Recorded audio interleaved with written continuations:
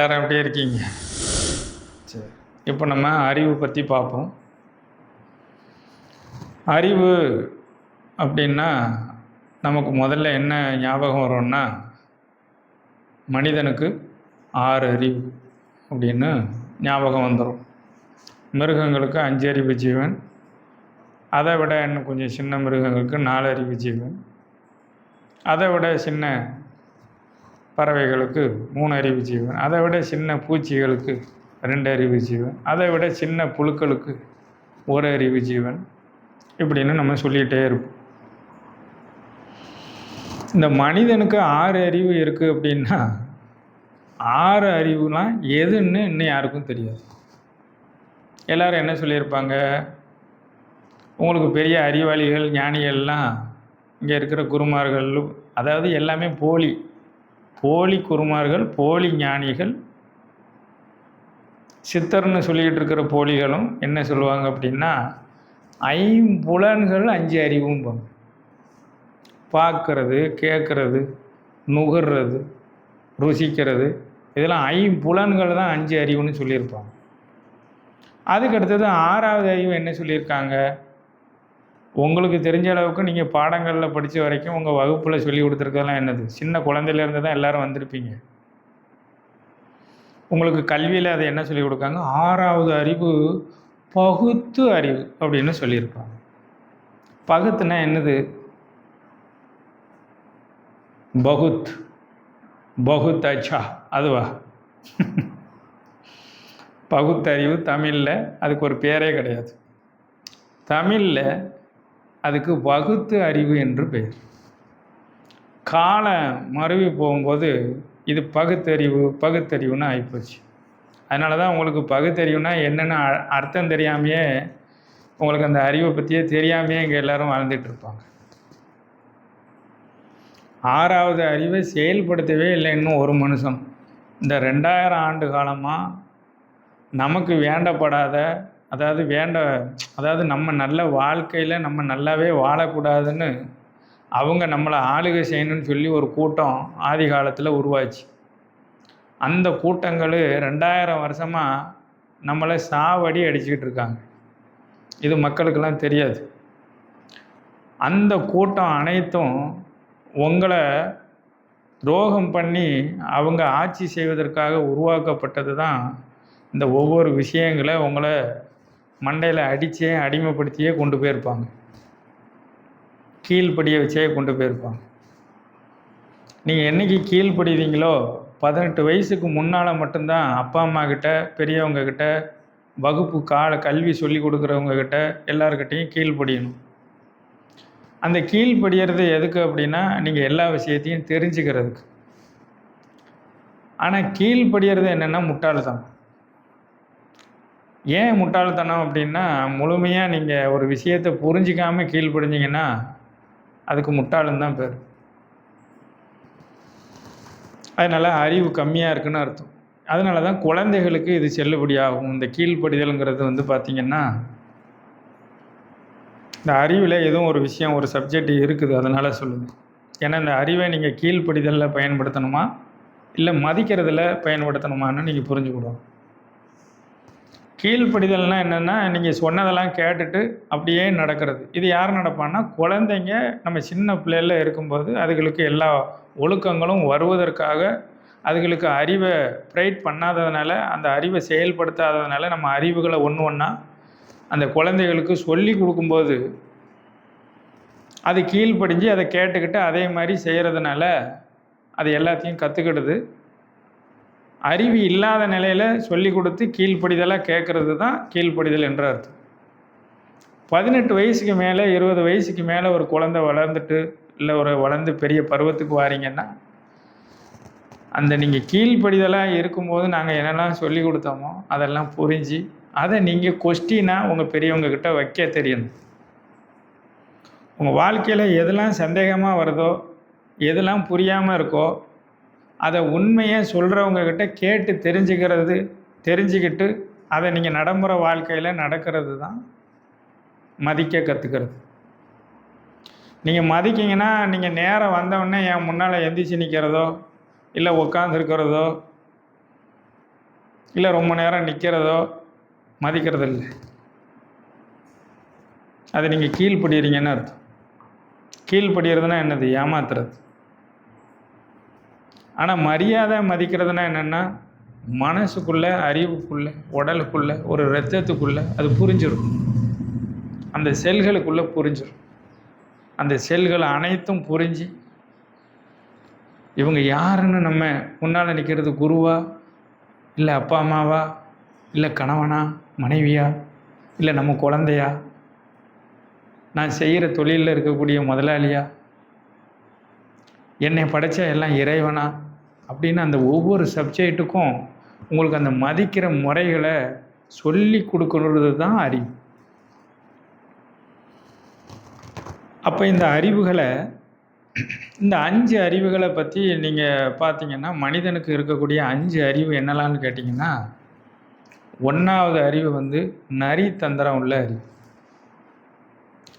2வது அறிவு வந்து பன்றியின் அறிவு. 3வது அறிவு கருடன், பருந்தின் அறிவு. 4வது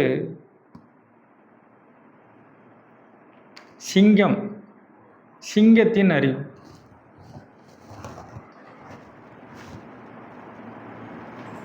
அடுத்தது குரங்கின் அறிவு.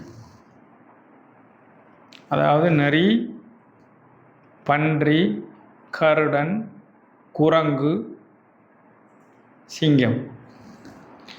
இந்த 5 அறிவுகளும் உங்களுக்கு குணமாக ஆக்கப்பட்டு இருக்கிறது.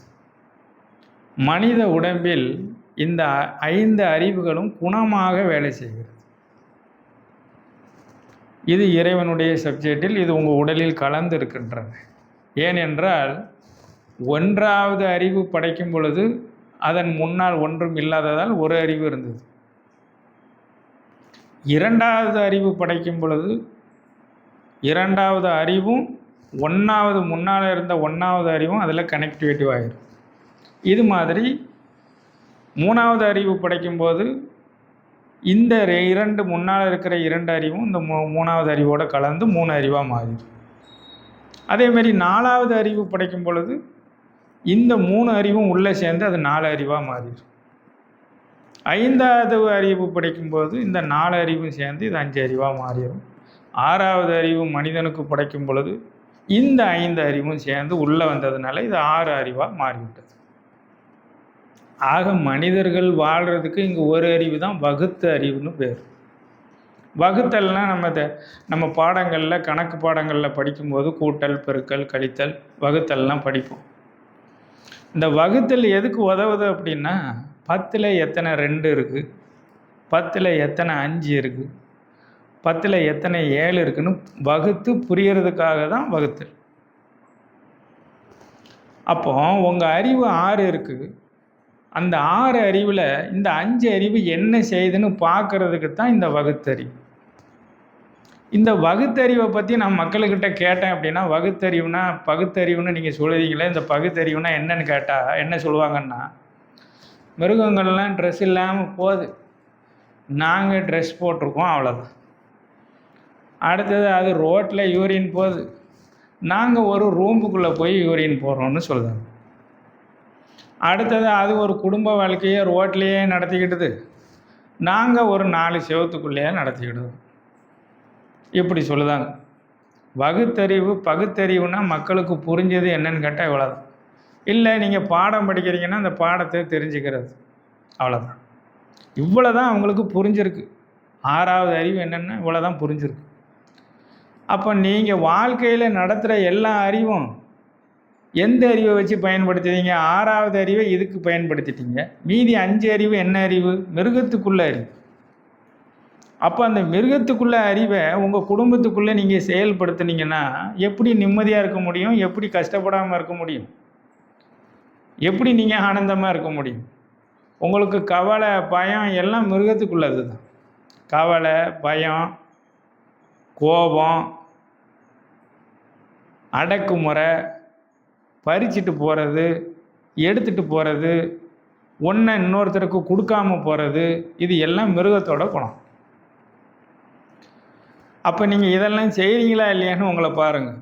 சொல்கிறேன்னு வருத்தப்படாதீங்க. ஆனால் நீங்கள் உண்மையிலே இப்போது இருக்கும் நாகரிகங்கிற பேரில் நீங்கள் வளர்ந்தாலும் கூட இன்னும் 5 அறிவை பற்றி தெரியாத நீங்கள் எப்படி நீங்கள் நிம்மதியாக வாழ முடியும்? இந்த 5 அறிவும் மிருகங்களுக்கு உள்ளது. அந்த மிருகங்களுக்குள்ள அறிவு 6வது அறிவோட கனெக்ஷன் ஆனதுனால நீங்கள் 6வது அறிவை சும்மா இந்த மாதிரி சின்ன விஷயங்கள்னு சொல்லிட்டு 5 அறிவு மிருக அறிவுகளை குணங்களாக பயன்படுத்தி நீங்கள் ஒவ்வொருத்தர்கிட்டையும் வாழ்கிறது தான் உங்கள் கோபம், பயம், கவலை, துக்கம், கஷ்டம், நஷ்டம், பிரச்சனை, குடும்ப வாழ்க்கையில் நிம்மதி இல்லாதது, எதுவுமே இன்பம் இல்லாமல் வாழுதீங்க இல்லையா? இந்த குடும்பத்தை ஃபுல்லாக நரகம்னு நினைக்கிங்கல்ல, இந்த குடும்பத்தெல்லாம் தரித்திரமாக நினைக்கிங்க, பெரிய லோடாக நினைக்கிங்க, வாழ்க்கையே சரியில்லைன்னு நினைக்கிங்கல்ல, இது எல்லாமே இந்த 5 அறிவை வச்சு நீங்கள் செயல்படுத்துறதுனால தான். அதனால் 6வது அறிவை செயல்படுத்தும். 6வது அறிவு என்ன அறிவுனா அதுதான் பேரறிவு. இன்றைக்கி கூட நாகரிகத்தில் நிறைய சிஸ்டங்களில் பார்த்தீங்கன்னா ஏஐன்னு ஒரு சிஸ்டங்களை இந்த காலத்தில் உங்கள் கையில் கிடச்சிருக்கு. இந்த ஏஐ சிஸ்டத்தை தமிழில் என்ன சொல்லணும்னா பேரறிவுன்னு சொல்லுதாங்க. அந்த ஏஐயில் நீங்கள் என்ன தேடினாலும் எப்படி கிடைக்குது பாருங்கள். ஒரு எதெல்லாம் உங்களை நீங்கள் செய்யணும்னு நினைக்கிங்களோ, எதெல்லாம் நீங்கள் பழகணும்னு நினைக்கிங்களோ, எது மாதிரி என்னோடய அறிவை வெளியே தெரிவிக்கணும்னு நினைக்கிங்களோ அதை நீங்கள் அந்த ஏஐயில் சொல்லிட்டீங்கன்னா உங்களுக்கு அது ஒரு படைத்தலை உருவாக்கி உங்கள் கையில் தருது. அப்போ அது கிடச்சோடனே நீங்கள் சந்தோஷமாக நமக்கு நினச்சது மாதிரி வருது போகுதுன்னு சொல்லி அதை நீங்கள் அழகாக அனுபவிக்கிறீங்க. அப்போ ஏஐனுடைய அர்த்தம் என்ன? பேரறிவு. அப்போ உங்களுடைய 6வது அறிவுக்கு பேர் என்ன? பேரறிவை கையில் வச்சுக்கிட்டு அதை சும்மா துணி உடுத்துறதுக்கும், ரூம்புக்குள்ளே யூரின் இருக்கிறதுக்கும், குடும்பம் நடத்துறதுக்கு, செவத்தில் நடக்கிறதுக்கும் சின்னதாக பயன்படுத்திட்டு ஒன்றுத்துக்குமே ஆகாத 5 அறிவை வச்சு லைஃப் பண்ணினீங்கன்னா நீங்கள் எப்படி சந்தோஷமாக வாழ முடியும்? நீங்கள் எப்படி இன்பமாக வாழ முடியும்? அதனால் 6 அறிவு இவ்வளோ தான். இந்த 6 அறிவில் 5 அறிவு உங்களுக்கு இல்லைன்னு நினச்சிக்கோங்க. நான் இதில் சொல்லியிருக்கிறபடி இந்த நம சிவாய நா என்றால் அம்மா அப்பா, மா என்றால் கணவன் மனைவி, சி என்றால் குழந்தை, வா என்றால் தொழில், யா என்றால் இறைவன், இந்த 5 உறவுகளிலும் நீங்கள் உண்மையாக சந்தோஷமாக இன்பமாக வாழ்ந்து முடிக்கணும்னா உங்கள் அறிவு 6வது அறிவு பேரறிவை வச்சு செயல்படுத்தணும். இந்த 5 அறிவு மிருக அறிவை தூக்கி தூர போட்டுறணும். இதுக்கு ஒரு சின்னதாக எடுத்துக்காட்டு சொல்லி முடிக்கிறேன். இந்த 5 அறிவுகளுக்கு நான் சொன்ன மிருகங்கள் அனைத்தும் நம் இறைவனின் காலுக்கடியில் வெறும் வாகனமாக இருக்கும். நீங்கள் நல்லா பாருங்கள். விஷ்ணுவுக்கு கீழே கருடன் வாகனமாக இருக்கும், அடக்கி வச்சிருப்பார். அந்த அறிவை, மிருக அறிவை அடக்கி வச்சிருப்பார். சிங்கத்தை பாருங்கள். சிங்கம் எங்கள் இதில் இருக்குது. பாலை தேவியான நம் அம்பாள் சக்தியின் கீழே அவங்க அதை அடக்கி வச்சுருப்பாங்க. குரங்கை பாருங்கள். குரங்கு புத்தி எப்படி மோசமாக இருக்கும். அந்த குரங்கு ராமர்கிட்ட பக்தராக அடங்கி இருக்கிற மாதிரி இருக்கும். இந்த நரியெல்லாம் பார்த்திங்கன்னா யார் வச்சுருப்பாங்கன்னா இந்த எகிப்தியர்கள் ஃபுல்லாக அந்த நரிகளை வச்சுருப்பாங்க. நீங்கள் நிறைய எகிப்தியர்கள் பற்றி படிச்சிங்கன்னா அந்த நரியை ஒரு குடம் மாதிரி செஞ்சு எல்லா பக்கமும் வச்சுருப்பாங்க. இது என்னென்னா நரி தந்திரம். துரோக செய்யக்கூடிய, ஏமாற்றக்கூடிய, ஏமாற்றி எல்லாம் தர மாதிரி தந்து, சுதந்திரம் தந்த மாதிரி தந்து ஒரு நாட்டை ஆளுகை செய்யக்கூடிய குணங்கள் அது. அதுதான் சிங்கத்துக்கிட்டையும் இருக்குது.